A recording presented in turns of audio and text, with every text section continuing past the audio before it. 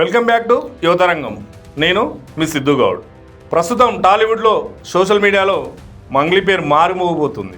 ఈసారి పాటల కోసం కాదు, ఏకంగా 100 కోట్ల స్కామ్ ఆరోపణల గురించి.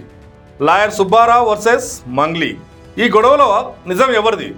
బాధితులకు న్యాయం జరగాల లేక ఒక సెలబ్రిటీని అన్యాయంగా టార్గెట్ చేస్తున్నారా? వివరాల్లోకి వెళ్దాం. ఈ విషయం గురించి సుబ్బారావు ఏమంటుండు? పంజగుట్ట పోలీస్ స్టేషన్లో మంగ్లీపై సుబ్బారావు ఫిర్యాదు చేశాడు.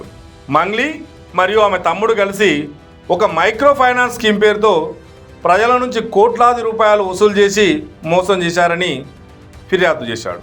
బాధితులు తన వద్దకు వచ్చారని, మంగ్లీ వీడియోలు చూసే తాము డబ్బులు పెట్టామని వారు చెబుతున్నట్టు ఏకంగా మీడియా ముందే సుబ్బారావు వెల్లడించారు. ఈ విషయాన్ని మంగ్లీ ఖండిస్తుంది. మంగ్లీ కూడా మీడియా ముందుకు వచ్చి కన్నీటి పర్యంతమయ్యారు. తాను ఏ తప్పు చేయలేదని, పాటే తన ప్రాణమని, లాయర్ సుబ్బారావు తనను కలిసి పాత వీడియోలు చూపించి భయపెట్టి 10 లక్షలు డిమాండ్ చేశాడని సంచలనమైన ఆరోపణలు చేశారు. ఆయనకు బిగ్ బాస్ షోకు వెళ్ళాలని ఉందని, అందుకే ఫేమ్ కావడం కోసమే ఇలాంటి ఆరోపణలు తనపై చేస్తున్నాడని నార్సింగ్ పోలీస్ స్టేషన్లో ఏకంగా మంగ్లీ కేసు కూడా పెట్టారు. ఈ నేపథ్యంలో ఈ కేసు కొన్ని మలుపులు తిరుగుతోంది.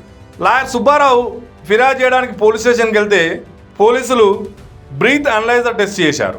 ఆయన మద్యం సేవించి స్టేషన్కి వచ్చారని ఆ ఆరోపణలతోటి వాళ్ళు టెస్ట్ చేసినట్టు చెప్తున్నారు. దీనిపై సుబ్బారావు స్పందిస్తూ తనను అవమానించడానికే పోలీసులు ఇలా చేస్తున్నారని, తన ఫోన్ను కూడా లాక్కున్నారని మండిపడ్డారు. ప్రస్తుతానికైతే ఇరుపక్షాలు పోలీసులకు ఫిర్యాదు చేసిండ్రు. పోలీసులు విచారణ జరుపుతారు. మంగ్లీ నిజంగానే స్కామ్లో ఉందా లేక లాయర్ సుబ్బారావు చేస్తున్నవి తప్పుడు ఆరోపణలా? ఇది తేలాలి. బాధితులు సాక్ష్యాలు, స్టేట్మెంట్లు మరియు మంగ్లీకి ఆ కంపెనీతో ఉన్నటువంటి లింకులు పోలీసులు బయట పెట్టాలి కదా. సుబ్బారావు కనుక నిజం చెప్తే, లేదు మంగ్లీ నిజం చెప్తుంటే సుబ్బారావు ఫోన్ రికార్డ్స్ మరేదైనా ఆధారాల ద్వారా ఆయన డబ్బులు డిమాండ్ చేసినట్టు నిరూపితమైతే అవి కూడా మంగ్లీ బయట పెట్టాలి కదా. అప్పుడు మంగ్లీ నిర్దోషిగా తేలుతుంది కదా. అసలు మీరు ఏమనుకుంటున్నారు? మంగ్లీ చెప్పేది నిజమా లేక లాయర్ సుబ్బారావు బాధితుల పక్షాన నిజంగానే పోరాడుతున్నాడా? మీ అభిప్రాయాన్ని కామెంట్ రూపంలో కింద తెలియజేయండి. ఇది ఈరోజు టాపిక్.